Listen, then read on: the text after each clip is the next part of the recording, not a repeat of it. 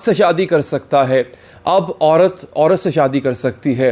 अब पाकिस्तान के अंदर जो है, जो आप यूँ कह लें कि जो गेइज़म है उसको प्रमोट करने का एक तरीक़ाकार वज़ा कर दिया गया है, उसकी राह हमवार कर दी गई है। न सिर्फ प्रमोट होगा बल्कि यूँ कह लें कि बड़े ही स्मार्ट तरीके से, इंतहाई यूँ कह लें कि आसान तरीके से इसकी राह मौजूदा हुकूमत ने हमवार कर दी। मैं आपको एक बात बता दूँ नाज़रीन, ये बिल मौजूदा हुकूमत के दौर में पास हुआ है, लेकिन इस बिल को टेबल करने वाले यानी इस बिल को प्रेजेंट करने वाली पिछली गवर्नमेंट थी।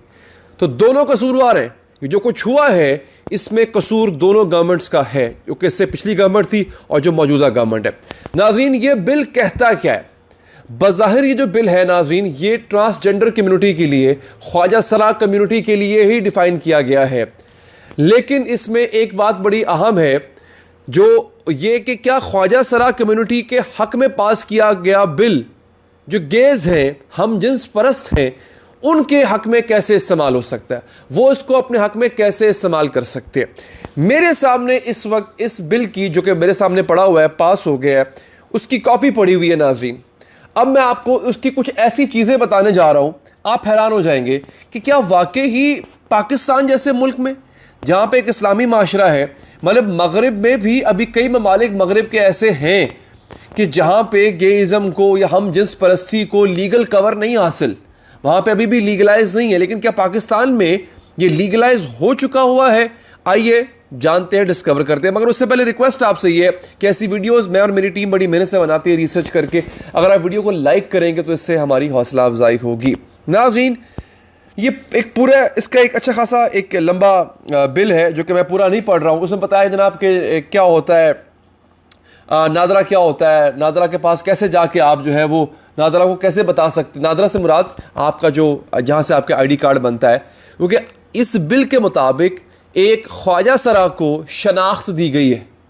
आप समझ रहे हैं मेरी बात? ख्वाजा सरा को शनाख्त दी गई है। कैसे दी गई है? अब कौन अपने आप को ख्वाजा सरा कह सकता है? ये सुनने वाली बात है। इसका जो पैरा 3 है इस बिल का, उस पर मैं डायरेक्ट आ रहा हूं। मैं पिछले सारे ऐसे स्किप कर रहा हूं क्योंकि वो इससे इररेलेवेंट है। रेलेवेंट तो है लेकिन फिलहाल बताने की जरूरत नहीं है आपको, वो लंबा हो जाएगा वीडियो।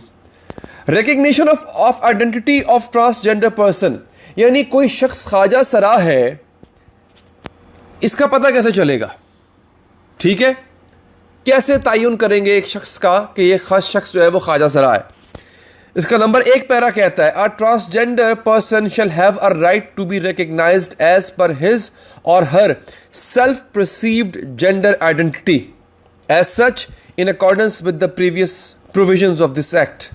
यानी ख्वाजा सरा वो शख्स होगा जिसको ये हक हासिल है, कोई भी शख्स उसको ये हक हासिल है to be recognised as per his or her self perceived gender identity. वो अपने आप को जो समझता है उसको वो कहलवाने का हक हासिल है। तो आप मेरी बात समझे? यानी एक शख्स है जो बज़ाहिर मर्द है लेकिन वो कहता है कि मैं खुद को औरत समझता हूं, मैं अंदर से औरत हूं, तो वो नादरा के पास जाके कह सकता है कि जनाब मैं औरत हूं, और नादरा को मानना पड़ेगा कि वो औरत है, बज़ाहिर वो मर्द ही क्यों ना दिख रहा हो। हाँ, मेरी बात समझ गए? अभी आपने मेरे साथ रहना है। आप कहेंगे इससे हमजिन्स परस्ती कैसे प्रमोट होती है, मैं आपको बताऊंगा, ईजी हो जाएगा।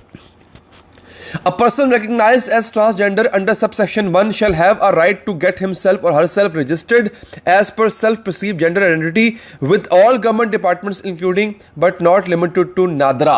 यानी नादरा तक ही महदूद नहीं है, किसी भी सरकारी महकमे में वो खुद को रजिस्टर करा सकता है कि वो क्या है, मर्द है, औरत है या ख्वाजा सरा है।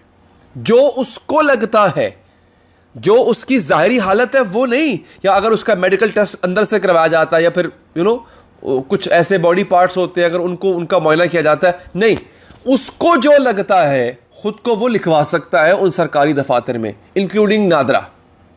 Every transgender person being the citizen of Pakistan who has attained the age of 18 years shall have the right to get himself or herself registered according to self-perceived gender identity with NADRA on the CNAC। यानी 18 साल के बाद अपना CNAC बनवा सकता है।